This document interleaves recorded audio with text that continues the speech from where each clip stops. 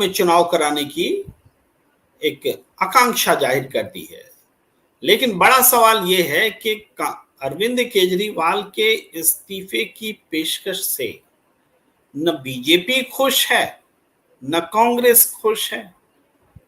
BJP जो रोज रोज कांग्रेस के इस्तीफे, अरविंद केजरीवाल के इस्तीफे की मांग किया करती थी, अब जब वो इस्तीफा दे रहे हैं तो वो इसमें वो तरह तरह की बातें खोज रहे हैं कि नाटक है, ड्रामा है, पीआर है।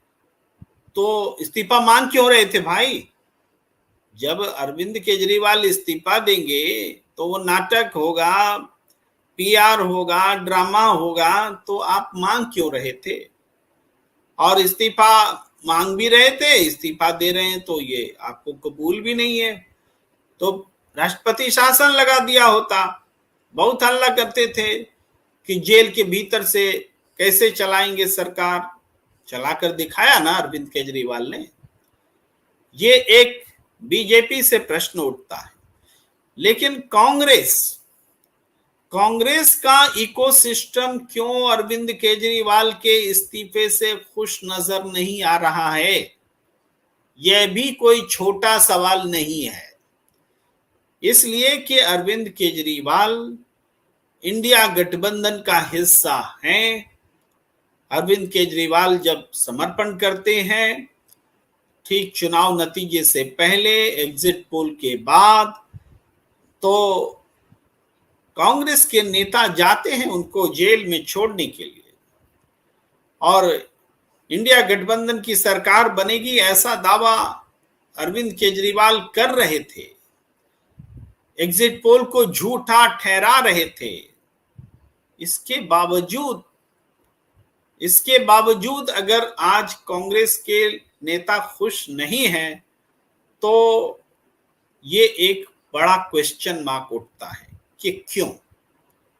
और ये इससे पहले ये प्रश्न उठता है कि क्या वाकई कांग्रेस के नेता खुश नहीं है?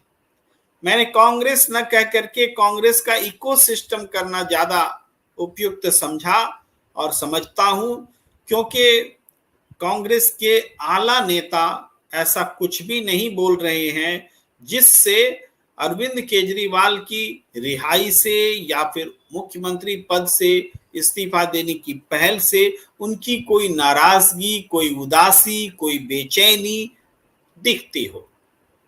फिर भी वो लोग जो इंटेलेक्चुअल क्लास से आते हैं, वो दिल्ली प्रदेश कांग्रेस के नेता, उसमें भी कोई ऑफिशियल या नहीं, या जिनकी बातें अक्सर टीवी चैनल्स इस्तेमाल तो करती हैं लेकिन वो कांग्रेस का फिर भी मुख्य रूप से विचार नहीं हो पाती हैं, ऐसे लोग आम आदमी पार्टी पर मुखर हैं और तरह तरह की शंका आशंका जताते हैं।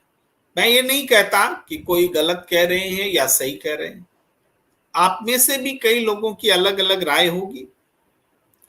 बहुत सारे लोग ये मानते आए हैं कि अरविंद केजरीवाल उनकी सियासत का जन्म चूंकि कांग्रेस के खिलाफ अन्ना आंदोलन से हुआ था, जहां कहीं भी आम आदमी पार्टी बढ़ी, कांग्रेस की कीमत पर बढ़ी। सबसे ज्यादा नुकसान राजनीतिक रूप से कांग्रेस को आम आदमी पार्टी ने अब तक दिया है। ऐसे तो बीजेपी ने दिया, लेकिन आम आदमी पार्टी ने कांग्रेस के अलावा किसी पार्टी को नुकसान नहीं किया है, ये बात आती है। लेकिन ये सारी बातें तो पुरानी हैं। उसके बाद इंडिया गठबंधन की नई कहानी है जिसमें अरविंद केजरीवाल इंडिया गठबंधन का हिस्सा बनते हैं, एक साथ चुनाव लड़ते हैं, 22 सीटों पर चुनाव लड़ते हैं, कांग्रेस समर्थन करती है और 3 लोकसभा सीटें जीत पाती है आम आदमी पार्टी, और वो भी पंजाब में। फिर भी अब ये देखिए कि आम आदमी पार्टी की जो सियासत है उसको हम कैसे देखें। आज की हाल की जो घटनाएं हैं, अरविंद केजरीवाल के जेल से निकलने और इस्तीफा देने की पेशकश और अगले 1-2 दिन में जो सियासत होने वाली है, इन सब को समेट कर देखें तो एक बात साफ दिखती है कि अरविंद केजरीवाल के इस्तीफे से अगर बीजेपी खुश नहीं है, अगर इस इस्तीफे से कांग्रेस का इकोसिस्टम भी खुश नहीं है, इसका मतलब अरविंद केजरीवाल का फैसला आम आदमी पार्टी के लिए सबसे बेहतरीन है, सबसे सटीक है, सबसे उपयुक्त है, सबसे प्रभावशाली है। और इस कारण से आम आदमी पार्टी के अपोनेंट पार्टियां जो खुलकर विरोधी हैं, जो साथ रहकर विरोधी हैं, वो सब बेचैन हैं। इस इन प्रतिक्रियाओं से ही ये एस्टैब्लिश होता है कि अरविंद केजरीवाल ने एक बड़ा स्टेप, बड़ा कदम चल दिया है। इस्तीफा देने की टाइमिंग उनकी बहुत शानदार लगती है। जो बात हम कह रहे हैं, जो एंगल हम दिखा रहे हैं, हम इसलिए नहीं कह रहे कि किसी पार्टी के समर्थक या किसी पार्टी के विरोध या उस हिसाब से हम अपने आप को अनुकूलित करके बात कर रहे हैं। हम घटना को आज के परिप्रेक्ष्य में देखने की कोशिश कर रहे हैं और हम ये देखते हैं कि भारतीय जनता पार्टी की जो सरकार है, उनके ऊपर जो तानाशाही का बड़ा इल्जाम है, उस तानाशाही का सबसे बड़ा भुक्तभोगी कौन है? कोई एक पार्टी जिसके इतने बड़े बड़े नेताओं को जेल में डाला गया हो, मुख्यमंत्री, उप मुख्यमंत्री, राज्यसभा के सदस्य, मंत्री, सबको जेल में डाला गया। इवन जो निकट के अधिकारी रहे, सहयोगी रहे, उन सबको भी जेल में डाला गया। जेल में तो हर उस व्यक्ति को डाला गया जो मोदी सरकार के लिए खतरा हो सकता था, चाहे वो पॉलिटिकल हो, चाहे अपॉलिटिकल हो। हर किस्म के, किसी को टुकड़े टुकड़े गैंग बता करके जेल में डाला गया, किसी को भीमा कोरेगांव के केस में डाला गया, किसी को अर्बन नक्सल करके जेल में डाला गया, किसी को बिना वजह जेल में डाला गया, क्योंकि आपसे मतलब उस व्यक्ति से बीजेपी को खतरा हो सकता था। और ऐसा नहीं है कि डायरेक्ट जेल में डाला जाता है, पहले लुभाया भी जाता है, अपने साथ करने की कोशिश भी की जाती है, फिर वो वॉशिंग मशीन वाली थ्योरी भी रहती है, उसके इस हिसाब से चीजें चली। सीबीआई, ईडी, आईटी सबका इस्तेमाल हुआ, लेकिन सबसे ज्यादा किस पर हुआ? सबसे ज्यादा आम आदमी पार्टी पर हुआ। इसके अलावा एक तो ये बात हो गई कि आम आदमी पार्टी ने इंडिया गठबंधन की जो वॉइस है कि ये सरकार तानाशाही है, तो उस तानाशाही की पीड़ित पार्टी आम आदमी पार्टी है। इस बात से क्या कांग्रेस के बड़े नेता इनकार कर पाएंगे? इस बात से क्या कोई RJD, Samajwadi party, NCP, Uddhav Thackeray की शिवसेना, स्टालिन की पार्टी, कम्युनिस्ट, सारी पार्टियां, सारे नेता क्या इस बात से इनकार कर सकते हैं कि मोदी सरकार की तानाशाही नीतियों के खिलाफ आम आदमी पार्टी खड़ी हुई और वो पीड़ित के तौर पर दिखी भी और पीड़ित हुई भी? हम ये नहीं कहते कि दूसरों का दर्द छोटा है। कांग्रेस पार्टी का तो खाता ही सील कर दिया गया चुनाव से ठीक पहले। देश भर में हर स्तर पर उनके नेताओं को जेल में डाला गया, उनको सीबीआई, ईडी, आईटी के छापे पड़े, चाहे भूपेश बघेल को ले लीजिए, डीके शिव कुमार को ले लीजिए, महाराष्ट्र के नेताओं को ले लीजिए, भूपेंद्र सिंह हुड्डा हरियाणा को ले लीजिए, सब जगह ये चीजें दिखी। कांग्रेस के नेताओं पर भी हमले हुए और कांग्रेस के नेताओं को सबसे ज्यादा तोड़ करके बीजेपी में शामिल भी किया गया। तो जब पीड़ा एक समान है तो काहे को अलग अलग दुकान है? इसी हिसाब से तो इंडिया गठबंधन खड़ा हुआ और बीजेपी के लोग कहते भी थे कि सारे भ्रष्ट लोग एकजुट हो गए। हालांकि इंडिया गठबंधन तानाशाही से के पीड़ित सारे एकजुट हुए थे, उसको बीजेपी कहती थी कि सारे भ्रष्ट एकजुट हुए। तो ऐसे में अरविंद केजरीवाल अगर जेल से रिहा होते हैं तो ये तो खुशी होने की बात है ना। हमें तो उन कांग्रेस के गैर जिम्मेदार नेताओं पर बड़ी ये आती है, मतलब एक किस्म से नाराजगी है हमारी कि आप इस बात को क्यों नहीं समझ रहे कि आप जैसे पीड़ित वैसे आम आदमी पार्टी वाले आप भी पीड़ित, कांग्रेस जैसे पीड़ित वैसे आप पीड़ित। तो ये दोनों की पीड़ा और दोनों के पीड़क एक ही है, बीजेपी। सत्ता, उसकी निरंकुशता, सेंट्रल एजेंसियों का दुरुपयोग, अदालत में हस्तक्षेप, तमाम चीजें हैं। तो फिर साझा संघर्ष के बीच में संकोच कैसा? इसीलिए कि हरियाणा में चुनावी गठबंधन नहीं हुआ, इसीलिए कि ये मान के बैठे कि इसके पीछे साजिश थी, इसीलिए कि पहले भी तो पंजाब में गठबंधन नहीं हुआ था, गुजरात में गठबंधन हुआ, दिल्ली में गठबंधन होने का फायदा नहीं मिला, गुजरात में आप देखिए नुकसान उठाना पड़ा विधानसभा चुनाव में, लोकसभा चुनाव में आकर के गठबंधन हुआ। वो सारी चीजें जरूरत के हिसाब से राजनीतिक गठजोड़ होते हैं, तालमेल होता है, कई बार फ्रेंडली फाइट होती है।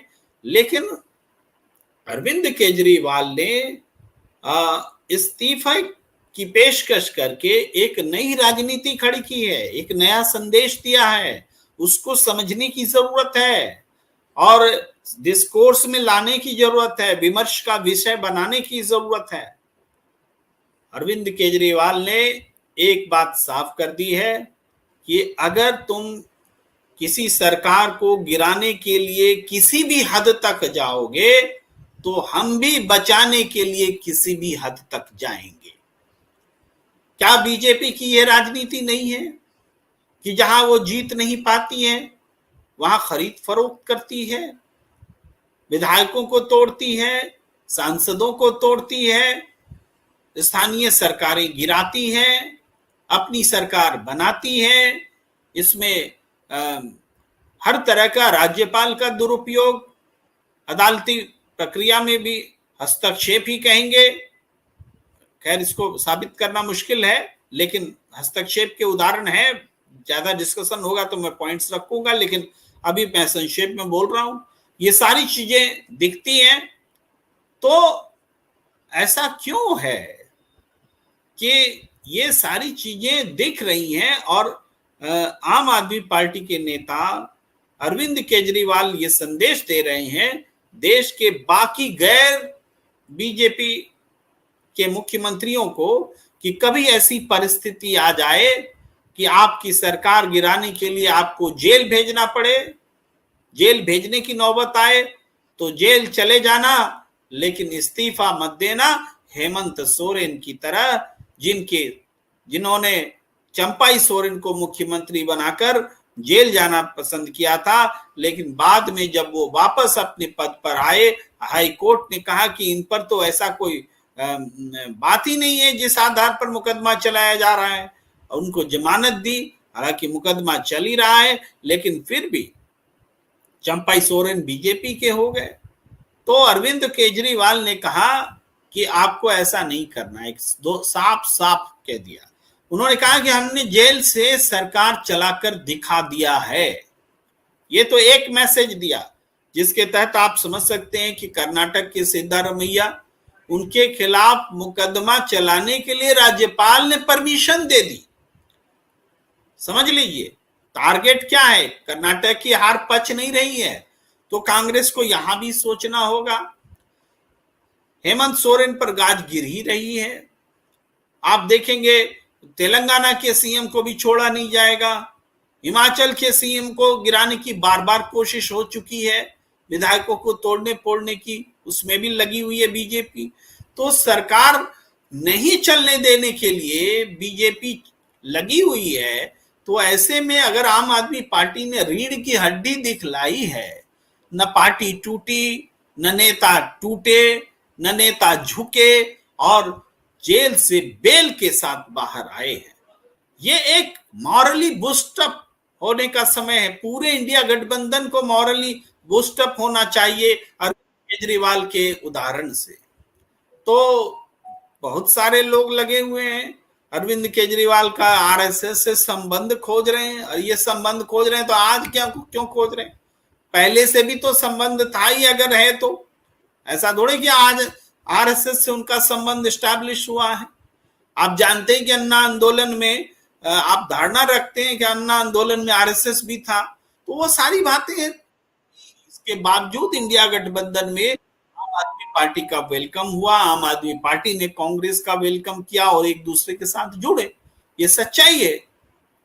एक और एंगल से बात को रखा जा सकता है जो आम आदमी पार्टी ने और खासकर अरविंद केजरीवाल ने एस्टैब्लिश की है इस्तीफा दे करके, कि तुम चाहोगे कि इस्तीफा दे दो तो हम इस्तीफा नहीं देंगे, जब मेरी मर्जी होगी तब हम इस्तीफा देंगे।